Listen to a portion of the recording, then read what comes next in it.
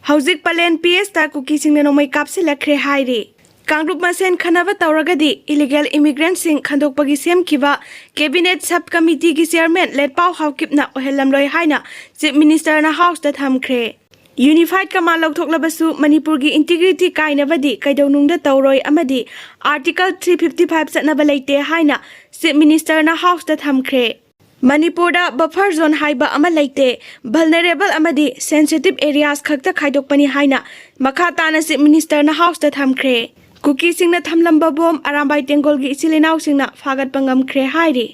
Kangbai da akanba moongda nomai kapna khre ngasi nungthil pung aniga minute 15 rom taba matamda Bisnupur district amadi Churachandpur district ani gi lonaba Churachandpur district ki Kangbai amadi Torbung ani gi lonaba mafamda akanba moongda nomai kapna bagi thodok thokre pause sina police tagi phangba paw gi matung inadi nomai kapna riba mafam asi Churachandpur district ki Kangbai manakta laiba Higher Secondary School ga thangnaba mapan suba Assam Rifles ki camp ka naknaba mafam amadani hairi mafam maduda ngasi nungthil kuki khulai paiba khutpu khara sangsilakpadagi mafam maduda hana laiba khulai paiba kuki khutpu amana nomai kaptana takthokna bohona khi maduda nakal animakta bom yauna akanba moongda minute 95 rom nomai kapna khi hairi nomai kapna baduna Churachandpur ga Bisnupur ga lona ba phaujakhai police station a konba phaujakhai bazar fawa nomai maru yoksilakhi loinana Churachandpur district ka Bisnupur district ka lona ba phaujakhai khunja singdi pakhatpadagi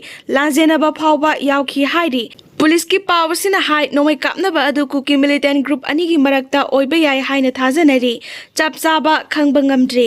adubu nomai kapnaba aduda nomai maruna chingba Bisnupur district lansilaktuna phaujakhai bazar fawba yoksilakpa sina miyamda aduki matik mipaiba poknakhi Hauzik Bisnupur amadi Churachandpur district ka tainaba mafam singda pamdaba thodok sing thoktanaba phaujakhai police station ki maikaidagi akanba section thaurangi thabak laukhatle loinana nomai kapna pham oriba Kangbai gi mafam singda combing operation chathakre